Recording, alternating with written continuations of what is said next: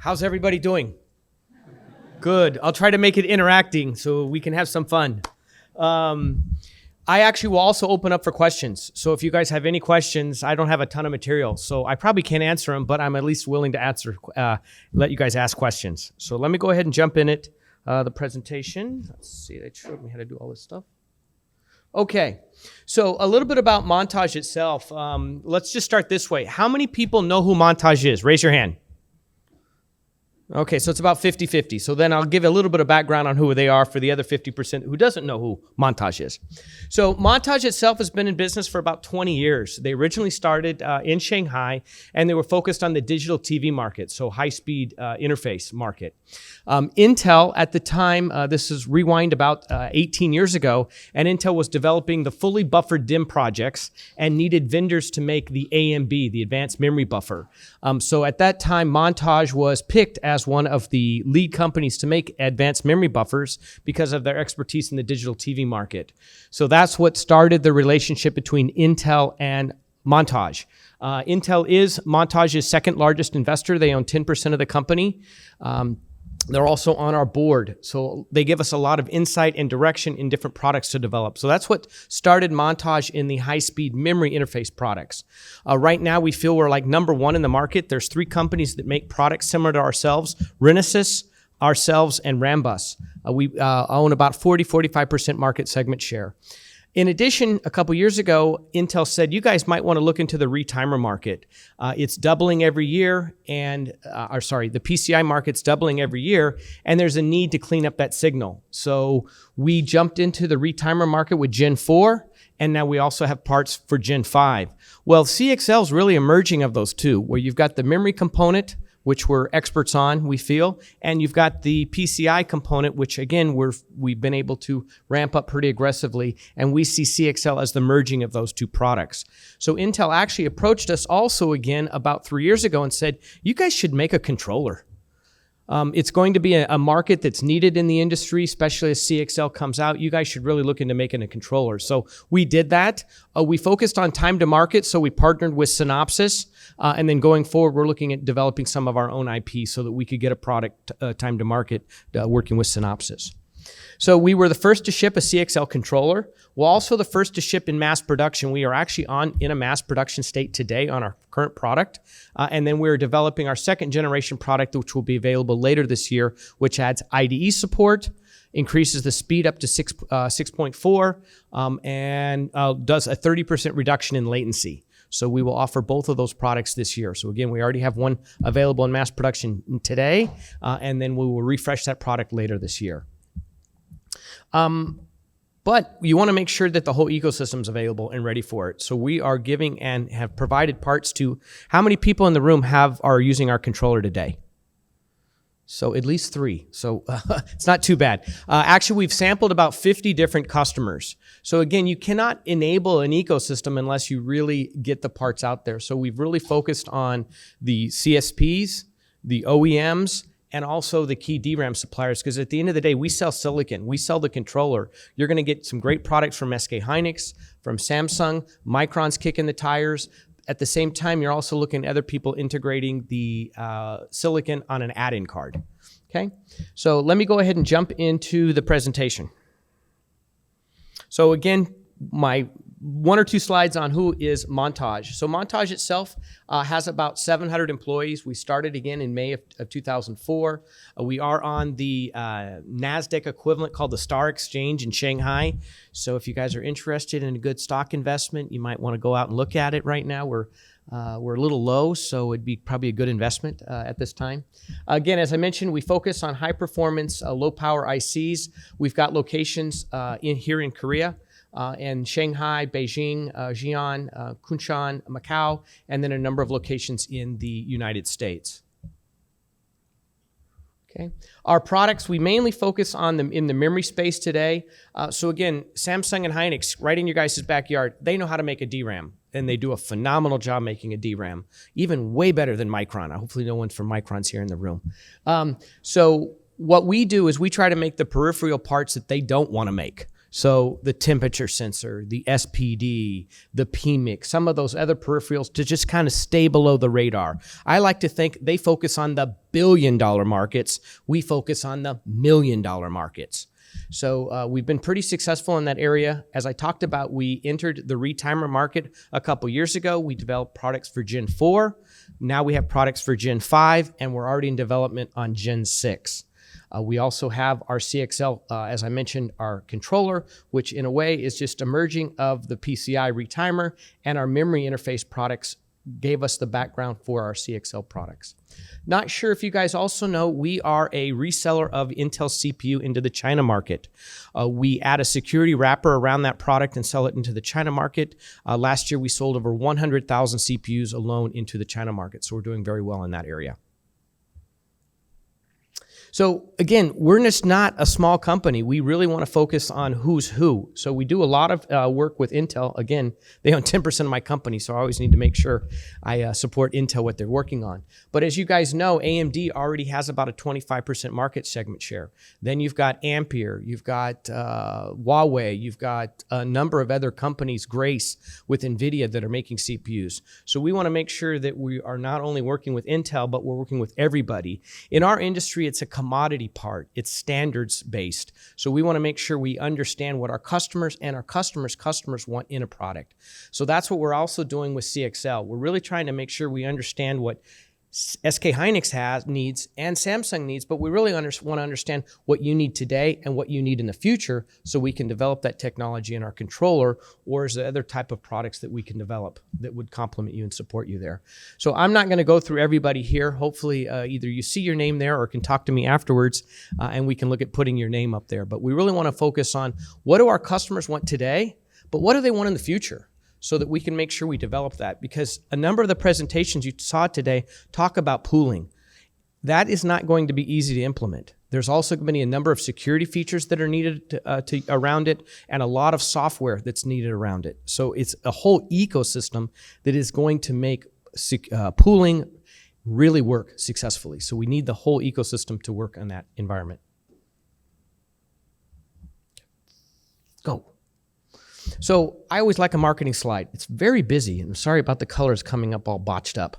Let's see if I can explain it. So the chart to the right, I guess that would be to your right, talks about the gigabyte, how much memory is needed in any box year on year. So as a memory component supplier, we love this because it keeps going higher and higher, which means I need more memory. How many of you guys are involved in the memory industry in this room? Come on, there's got to be more than that. You guys are just tired, right? You don't want to raise your hand? So I'll just assume I should do the reverse. How many of you are not in the memory industry? See? Oh, one guy. That's what I thought. So what we've got going on in the memory industry is there's a core war going on. So they're cramming more cores into the CPU's sockets. Each core requires a dedicated amount of memory.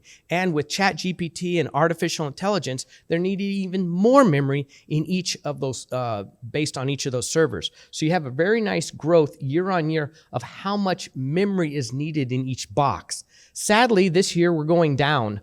I assume you guys know the server market itself is about 10% down already. The assumption is the second half of the year it will come up, but in total, it's probably a 4 to 5% negative drop in servers this year. Everyone's hoping and praying next year's a lot better, and then the following year would be even better. I don't know how realistic that is. If I knew that, I wouldn't be working up here. So that's what's going on in the market is we have more and more need for memory. We're having a slight drop in the server market itself, but increasing year on year. Well, you multiply these two, and that's how much memory you need in the boxes. Okay, so why are we all here? We want to hear about CXL. Well, I have some either good news or bad news on CXL. The good news is CXL is real, right? We talked about it already. You can get parts from Samsung and Hynix later this year, so it's real, it's coming. But there's no real problem. I'm going to be honest with you. That's who I am. There's no real problem today that CXL needs to solve. But In the 25-26 time period, there is problems that need to be solved. So we need that innovation. We need those early adopters now to get the ball rolling so that we can develop the technology and the ecosystem around the security features, the pooling features, the fabric that's needed, the software that's needed. So sadly, as I mentioned, there's not a lot of sockets that can support CXL until probably 25, 26, you get above 30% of the sockets. This being Sapphire Rapids, Genoa, Emerald Rapids. I'm probably going to get in trouble because I'm naming all the code names. So I'll just stop right there. But the future systems from Intel and AMD will all support CXL 1.1, 2.0, 3.0. 3.0 is the holy grail. That's where you can get the pooling capabilities. And the timeline, as you saw earlier, was in the 10 to 26 time period. So that's where you got half of the platforms have the capability of supporting CXL. But do I need it today? And the biggest driver we feel is going to be when the systems move from 2 DIMMs per channel. I'm a very visual person. 2 DIMMs per channel, and you go to just 1 DIMM per channel. So all of a sudden, you've lost half your capacity in that system. Well, hopefully they've got spare PCI slots, and they can plug the Samsung part or the Hynix part, or maybe by then Micron will have a part. Hopefully, no one's recording this, right? I just don't want Micron mad at me. We'll have the Micron part available at that time period. So that's why you see this 5%. Then from 26 to 27, you almost have a doubling, using kind of napkin rounding up math. And that's where pooling starts coming out in widely available and hits the right price points. Because those switches are going to be very expensive early on, and they're going to need to ramp up to get the lower economies of scale. So you will have the switching capabilities here, but the economies of scale will start happening in the 27, which will drop the pricing on the switching so it becomes more reasonable. So really, 26, 27 is when CXL really starts becoming rampantly available. You've got pooling, you've got the security features around it, and where we're at today is you need to be able to play with it today. So you've got memory expansion. We talked about that from a number of people. You guys could even probably duplicate the slides you've seen today. So we've got the ability with an add-in card. Not a lot of people talked about that today. Most of the presentations were about the EDSF module form factor from SK and from Samsung. The add-in card, what that basically allows you to do is plug in the PCI slot, the capability of plugging in DDR4 DIMMs into a Granite Rapids or a Genoa system, which is kind of a cool feature. This is the first time that Intel and AMD have come out with a new platform where they didn't have backwards compatibility. I assume you guys all know what that means, right? When Intel came out with a platform or AMD came out with a platform, their controller supported both DDR2 and DDR3, or DDR3 and DDR4. Well, this time it only supported DDR5. Well, I've spent a lot of money, millions and millions of dollars on DDR4. Could I reuse that? Well, that's where this add-in card comes into play. So you can buy an add-in card from an ODM, or you guys can develop it yourself. There's a number of companies looking at developing these add-in cards. They'll put our controller on it, hopefully ours over our competitors, and that allows you to plug in 2 DIMMs per controller or 4 DIMMs per controller, so you can reuse that DDR4 that you've invested millions of dollars in on a Genoa system, on a Sapphire Rapid system, on a new Emerald Rapid system that's coming out. So that gives an instant savings because they don't have to reinvest on the memory. You will definitely have a performance impact. You'll have latency, you'll have power, that kind of impact, but you have a very big financial savings by reusing the memory you've already purchased on those platforms. So that's when CXL is used today for memory expansion, i.e. I got a Sapphire Rapids, a Genoa system. I want to reuse my DDR4 system. I'll add in an add-in card that will support up to 2 DIMMs, and I can do that today.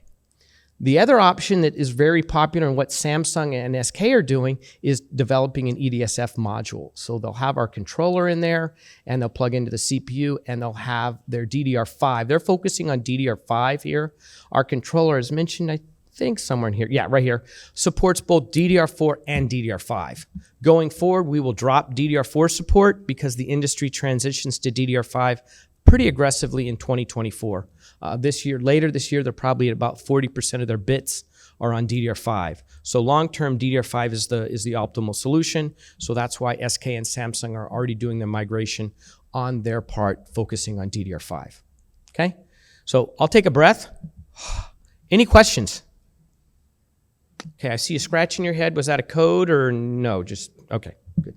Good, I didn't want to answer any questions anyways. Back on this one. This is the one that everyone likes to see and show. It's not really available today, pooling. You'll need a CXL 2.0 switch. The only switch that is available today is a 1.1 switch from XCon. So there's a number of companies looking at 2.0 switches, but that's further out in the horizon, so that's coming. So you'll need a CXL 2.0 switch. You'll need a CPU from Intel or AMD, or maybe even Ampere or one of the other guys, ARMs, that will support CXL 3.0. So that time period is later with one of the future CPUs in that generation. So that's where you'll have the pooling capabilities, which again, you saw a lot of presentations on. I'm not going to go into a lot of details on that one. So our part, again, is the industry's first CXL 3.0 controller. We provide bandwidth between the CPU and CXL products. We support both DDR4 and DDR5 with the CXL 2.0, supporting PCI speeds. We talked about the add-in card. We talked about the EDSF, and we can also support poor man's CXL pooled memory. So here's kind of what it looks like. You've got solutions from Samsung and SK Hynix today. You've got our add-in card. We're not in the add-in card business. We were just kind of enabling the market. I'd love somebody to take that over for me. So if you've got any interest or capabilities to make these add-in cards, please see me afterwards. I do not want to make the add-in cards. I make silicon. Other people know how to make add-in cards. So today we have our add-in card, and then we have the Samsung and SK parts today. So our module partners, Samsung and SK Hynix, and then Micron's kicking the tires, but their solution's a little bit further out. Okay, let's see. You guys can read, so I don't need to give you the details on this. And then again, we're a solution, a hardware solution, a controller, but everyone wants to see it, right? So I have to call out Memverge. They do a great job. Actually, they also sponsored me for being up here, so I'm going to throw them a commercial break here. But if you want to see what the software looks like and the memory allocation, you really need someone like Memverge to be able to write that GUI for you so you can allocate and you actually see the memory usage. So they've been a great partner with us, and we're going to show the products in a number of shows coming up, from Intel Innovation, Flash Memory Summit, OCP. Last year, we already showed a product. We showed a Sapphire Rapids with a Samsung, SK Hynix, and Micron memory all in the same box, all running at the same time. And that was a live demo running. We're going to plan on doing the same thing. We're also looking at doing an XCon switch video at Intel On. So we've got a number of things, right? We want to move it from vaporware to real hardware where you can feel it, touch it, see it, and that's all coming down the pipeline. We talked about, or we didn't talk about, I do have an evaluation board that's available if you want to get it. About half my systems that I've shipped are the evaluation boards. So if you guys are interested and want to quote unquote play with this, see me afterwards and we can see if we can get you guys some evaluation boards. The evaluation board has the capability of supporting either DDR4 RDIMMs or DDR5 UDIMMs or RDIMMs. Majority of the customers are focusing on DDR5 RDIMMs, but we have the capability of supporting either one in our box. And then it basically gives you, comes with a GUI, SDK kit, so that you can actually start doing some preliminary evaluation work with CXL today. Okay, again, you guys can read. I'm not going to go line by line on all of these items here. Okay, page down. So you guys saw this chart earlier. I actually liked how cool. He had like a latency line. He had a performance line. I think I'll make this tweak next time. But you've got on-die today, which is the cache. You've got HBM. You've got DDR. And then CXL kind of fits right in here. I don't know if you guys remember seeing the Optane slides. This looks a lot like the Optane slides. So just replace Optane with CXL memory expansion. Shoves right in there. And that's, again, one of the other reasons why CXL is so nice is you can have a number of different media solutions behind it. Today, the industry is focusing on DDR4 and DDR5, but there's nothing to stop it from using LP memory or Optane memory or other medias. And again, I know that some of the memory suppliers are looking at a phase change or future memory technologies as that memory solution in there today. Okay. Again, we talked about so many of these things today. I'm not going to go into a ton of details, but again, you have the ability of adding all this extra capacity. There is a latency hit. We are doing a number of optimizations around latency. We've got a 30% reduction in latency coming out later this year to get it to that NUMA hop. We're not there today, but we're getting close to that NUMA hop with the upgrade coming out later this year. And then again, it adds a lot of capacity depending on what Samsung or SK do. Again, I don't make the memory. They make the decision on what they want their solution to be. So again, this is kind of my last slide. These guys are the ones that are hitting the home run. I just make this little controller. They're the ones that make the end product. So again, feel free to talk to them, get their parts. Every time you get a part from them, it means you got one of my parts.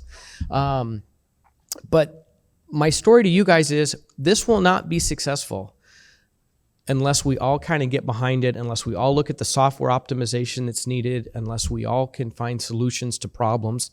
We've got a solution today. We think we know where the problems are coming in the 26 kind of time period.